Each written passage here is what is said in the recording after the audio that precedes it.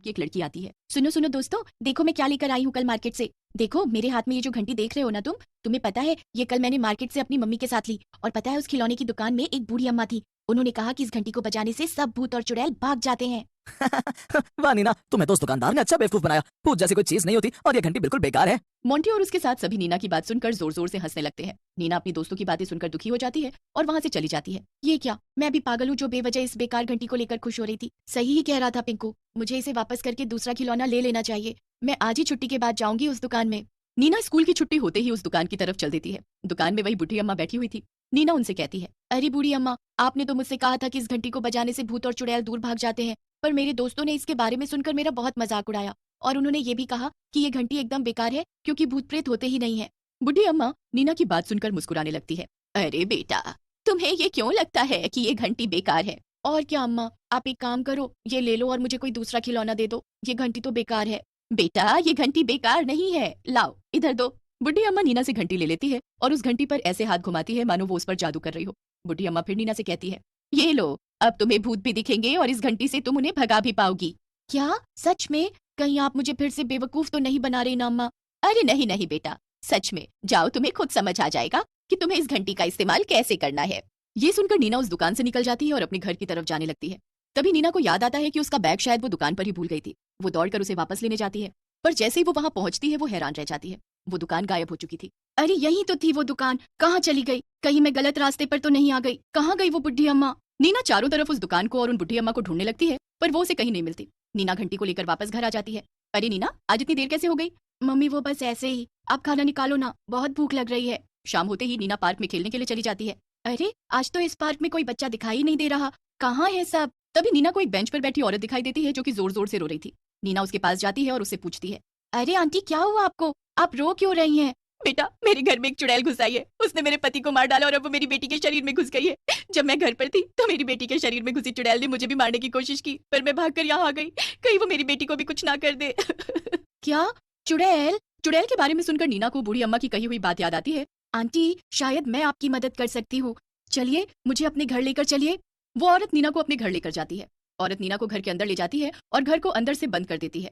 अरे आंटी, आपने घर क्यों बंद कर दिया? और वैसे ही आपकी बेटी कहाँ है? मुझे तो कहीं दिखाई नहीं दे रही। तभी वो औरत एक चुड़ैल में बदल जाती है और नीना से डरावनी आवाज में कहती है, फंस गई ना तू मेरे जाल में, बड़े दिन से किसी इंसान को नहीं खाया।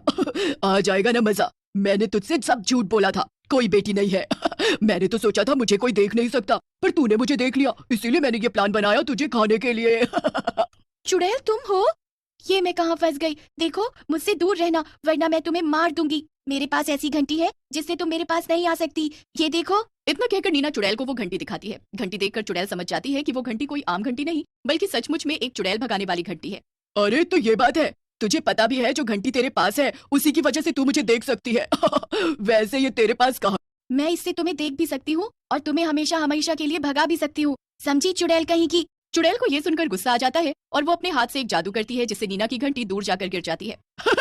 जा अब बता आप कैसे भगाएगी मुझे? नहीं मेरी घंटी देख चुड़ैल, मुझसे दूर रह, समझी? अरे रे रे रे, मैं तो डर गई। देखो देखो मेरे तो रोंगटे खड़े हो गए। तुम मुझे नहीं मार सकती। ओ, और ऐसा क्यों? क्यों नहीं मार सकती मैं तुम्हें? क्योंकि तुम्हारे पीछे जो खड़ा है वो तुम्हें ऐसा करने नहीं देगा। मेरे पीछे कौन है? जैसे ही चुड़ैल पीछे घूमती है नीना दौड़कर अपनी घंटी उठा लेती है और उसे बजाने लगती है। घंटी की आवाज सुनकर चुड़ैल उड़कर दूरी जाती है और फिर वो हवा में गायब हो जाती है। थैंक गॉड मैंने समय पर घंटी उठा ली, वरना आज तो तू गई थी नीना, इस घंटी ने मुझे बचा लिया। नीना ये सोचकर जल्दी से उस घर से निकलती है और जल्दी से अपने घर की तरफ जाने लगती है कि तभी एक छोटी बच्ची दौड़ते हुए नीना की तरफ आती है और एक पत्थर से ठोकर खाने की वजह से वो जमीन पर गिर जाती है। अरे अरे क्या हुआ तुम्हें? उठो, बचाओ बचाओ, मेरी माँ के अंदर एक चुड़ैल घुस गई है और अब वो मुझे मारने के लिए आ रही है। बहुत देर से वो एक चाकू लेकर मेरे पीछे दौड़ रही है, प्लीज बचाओ मुझे। नीना चुड़ैल के बारे में सुनकर उस बच्ची से दूर हो जाती है। उसे लगता है कि फिर से ये कोई साजिश है और वो बच्ची ही चुड़ैल होगी। इतने में एक औरत जिसकी आंखें एकदम लाल थी और उसकी आंखों से खून बह रहा था वहां दौड़ती हुई आती है। उस औरत के हाथ में एक चाकू भी था। आखिरकार तू मुझे मिल ही गई। अब मैं तुझे मार कर खाऊंगी। नहीं नहीं रुक जाओ माँ, मैं तुम्हारी बेटी हूँ, रुक जाओ। नीना खड़े होकर ये सब देख रही थी। मतलब ये लड़की सही कह रही थी, मुझे इसकी मदद करनी चाहिए, पर अगर ये घंटी काम नहीं की तो ये चुड़ैल तो मुझे भी मार डालेगी, पर मैं इस बच्ची को अकेले भी तो नहीं छोड़ सकती। नीना बच्ची को बचाने का फैसला कर लेती है और उसके सामने जाकर खड़ी हो जाती है। रुक जा चुड़ैल, जल्दी से इसकी माँ के शरीर से बाहर आ जा वरना अच्छा नहीं होगा। वरना वरना क्या करेगी तू?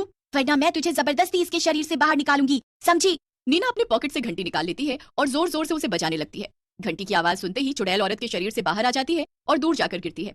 पहले वाली चुड़ैल की तरह ही ये चुड़ैल भी इसके बाद हवा में गायब हो जाती है। चुड़ैल के शरीर छोड़ने के बाद वो औरत होश में आ जाती है। ये सब क्या हो रहा है? कहाँ हूँ मैं?